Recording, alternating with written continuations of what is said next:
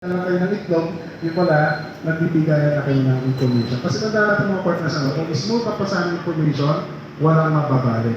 Di ba nga natin ginawa yung action na patalikod no? Kasi,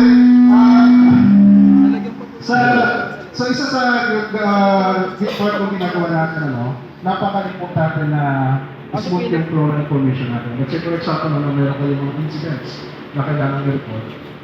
Alam niyo kung paano niyo siya i-disciplinate properly sa mga coordinating body hanggang sa makarating siya doon sa nagre-representa sa atin, which is yung CIDG. Ayun. So, yun lamang po, and hopefully naging din naman kayo. Please, Sir Pai.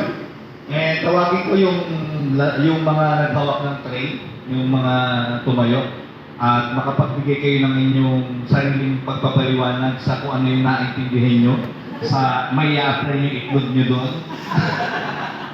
Sino po yun yung unang team? Yung meron po ano? Sino? Parapakan muna natin yung manalo. Anong team yung manalo? Team 2, parapakan natin ang team.